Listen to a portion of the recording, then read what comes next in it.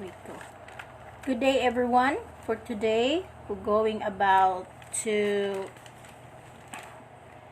discuss metapragmatics. But first, we'll tackle the object language and meta language. So the prefix meta, in accordance with the etymology of the Greek word, indicates a change or shift, as in metamorphosis, literally transformation. As applied to the use of language in philosophy and in the sciences, the prefix indicates a shift of level in the language we are using or the activities we engage in. In the same way, a metalanguage indicates a language that is about language, one level up from the language itself, the object language. Metalanguage indicates a language that is it indicates, comments or examines, criticizes, etc. what happens on the level of the object language. So we have here the citation of from the movie Woody Allen. So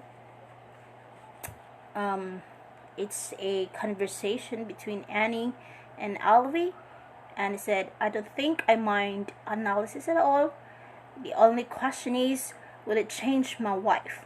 Alvy, will it change your wife?" And Annie said, "Will it change my life?" Alvy, "Yeah, but you said, will it change my wife?" Annie, "No, I didn't. I said, will it change my life, Alvy?"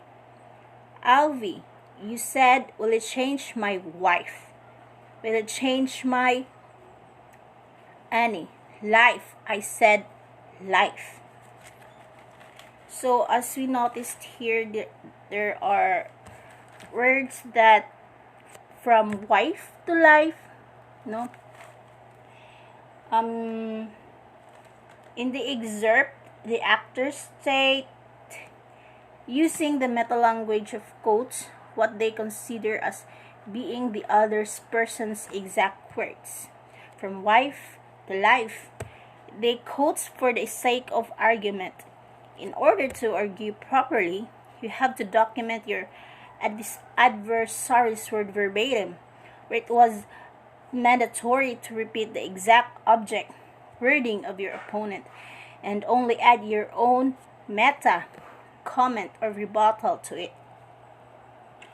A meta-language of this kind is often called reflexive, since it reflects on what is being or has been said. In particular, self-reflexive comments such as "oops, you know," have lately attracted much attention in discourse markers. Since we all know the discourse markers already, so I will not elaborate it anymore. Let's go to metapragmatics. It is a term from the semiotically informed linguistic anthropology that describes how the effects and condition of language used to become object of discourse.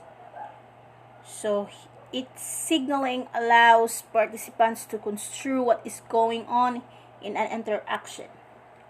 Examples: describing the correct way of using language, specifying under which conditions a specific kind of communication are or should be used, signaling explicitly or implicitly, linking speech to another event outside the moment of speaking.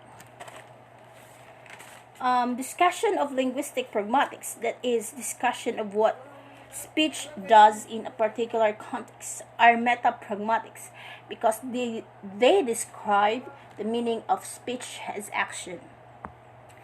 So there are three views of metapragmatics. According to Caffey, first one is it is a theoretical discussion on what pragmatics is and what is should compromise. Pragmatics has often been likened to a wastebasket in which linguists and philosophers have deposited unusual and unclassifiable but not discardable. So, we already tackled this wastebasket on chapter 1 already, so I think we all know what is wastebasket. 2. It is a discussion of the conditions and possibilities that enable people to act by using words, to do pragmatics by acting pragmatically. We are faced with the fact that pragmatics by itself cannot explain or motivate its principle and maxims. Metapragmatics in this sense deals with the conditions that determine the sayability of statements, promises, requests, etc. Such conditions cannot be restricted to a single local context of use, as the conversation analyst wants us to believe. Third, as a pragmatic pendant to the metalinguistics referred, which is often captured under the label of reflexive language. It is a third consideration has to do with the way language is able to reflect on itself, make statements about itself, questions itself, improve itself, quote itself, and so on. So next we have meta theory. Pragmatics is tolerant. It does not exclude any activity that has to do with the uses of language, considered as users. But this tolerance should not be misinterpreted or abused. Pragmatics should not engage in methodological looseness, in the of anything goes. The meta-theoretical concerns of pragmatics have manifested themselves in the attention that has been paid off from the very beginning to questions of rules and principles. So next is we have the rules. Interestingly, the term metapragmatics does not occur in several of the major reference texts on pragmatics. As an exception to the lack of involvement in metapragmatics on the part of most of the pragmatic linguistics, Leach offers an interesting meta-theoretical discussion of the concept of the rules in grammars and their motivation. In this connection, the term metagrammar is used. Leach points out that the assumption of arbitrariness in the grammar does not necessarily entail the absence of a non-conventional motivation of the grammar. The rules are conventional or arbitrary, but the reason why we have those rules involves what Leach calls extra-linguistic consideration. And he continues, the rules of a grammar, that is, of the grammar of a particular language, or arbitrary conventional. But there is also a metagrammar, an explanation of the typological or universal characteristics of grammar in general. As we see, Leach metagrammar is being part of metapragmatics. Fundamentally involves metapragmatics reasoning and reasonability, meta-theoretical, extra-linguistic, and reflexive, respectively. The reasonability of the metagrammar is furthermore a user responsibility. It is the users that deem the rules reasonable. This is established by the simple fact that no rule can be used without a user. For a pragmaticist, the use of the rules of grammar is by definition subject to a general meta-rule, incorporating the users and their linguistic and extra-linguistic context. So next is we have the constraining conditions. Metapragmatics specifically studies in the conditions under which pragmatic rules are supposed to hold. That is to say, metapragmatics worries about the conditions that allow us to use our language or prevent us from using it or from using it adequately. There cannot be any truly universal principle.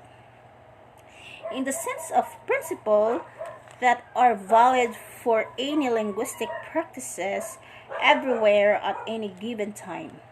At most, we can say that there are in any given culture or groups, of language users certain principles that the members of the culture, the users of the language, argue on as working guidelines in their language practice.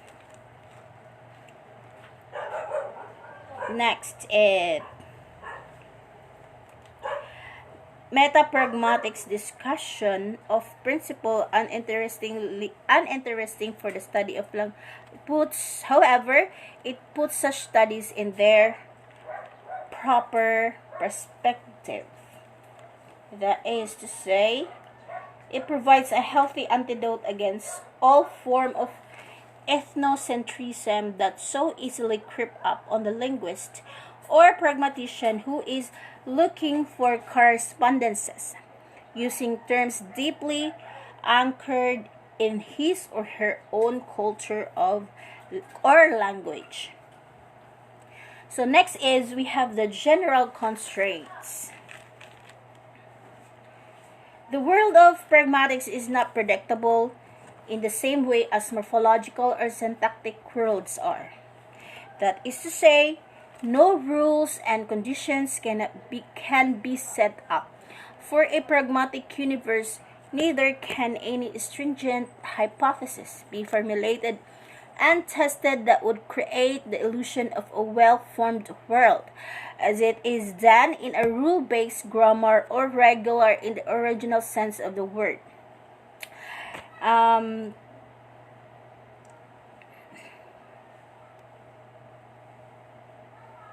pragmatic approach to language cannot be captured by the exact methods of mathematics and or physics, as Nunberg has observed in a thoughtful but unfortunately little quoted article, The Criticism That Pragmatic Explanations on the whole lack the rigor of explanation in syntax and phonology is inappropriate, as it rises out of a naive conception of what a pragmatic explanation should look like, based on the assumption that semantics and syntax ought to have the same methodology.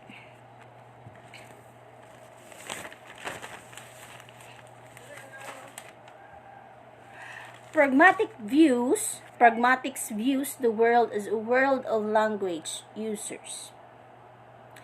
Metapragmatics tries to capture the general conditions under which these users work, rather than speculating on what a user possibly could or want to say. It investigates what the user actually can and normally will be expected to say. Instead of imagining the possible worlds of abstract semantics, we focus our attention in the feasible world of down-to-earth pragmatics.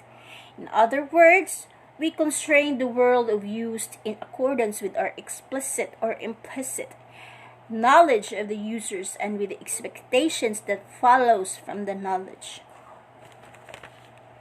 So next is we have the presuppositions.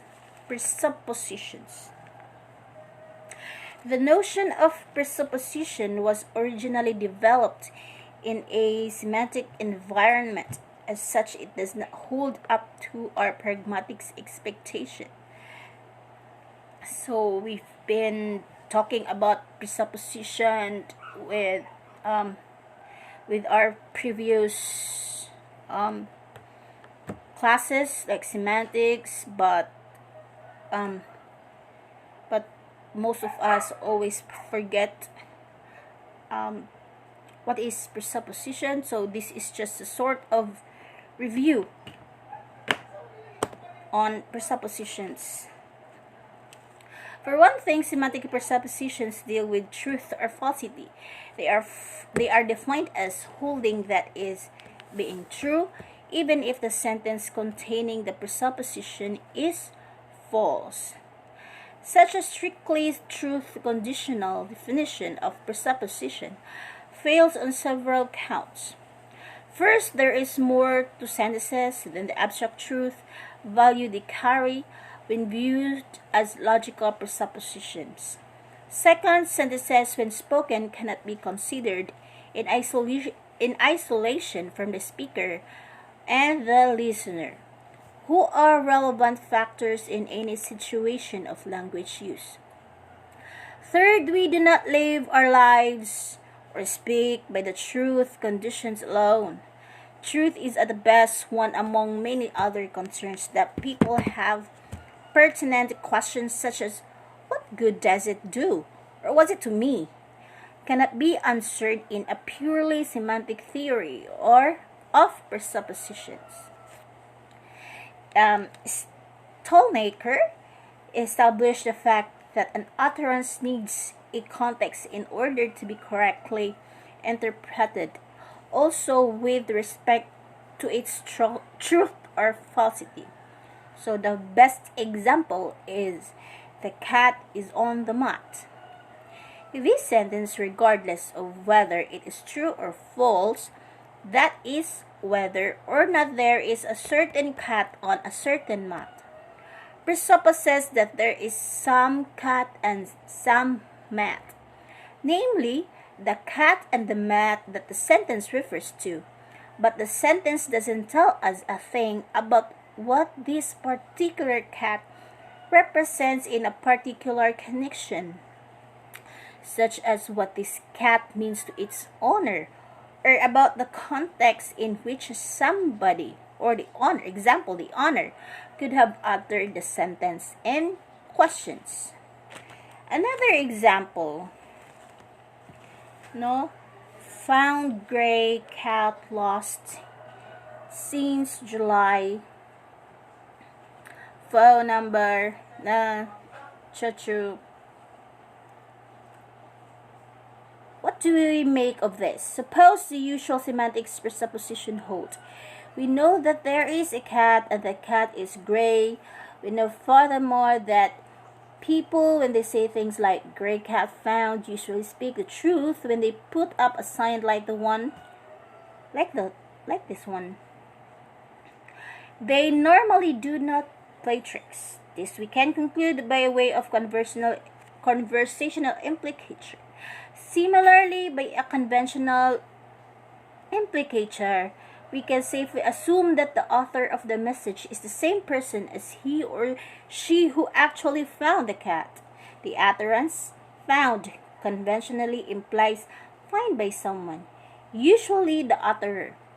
In the terminology of speech act, the message can count as an act of informing the community about the fact that a cat has been found. It also counts as a speech act of offering, namely to give the cat back to its owner. That's why there is a phone number included in the message.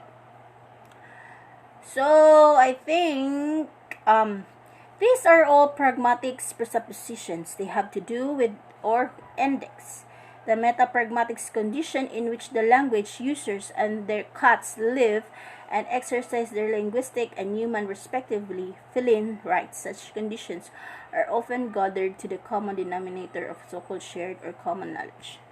So I think that would be all. So if you have any clarification, guys, just read your notes, no? And goodbye.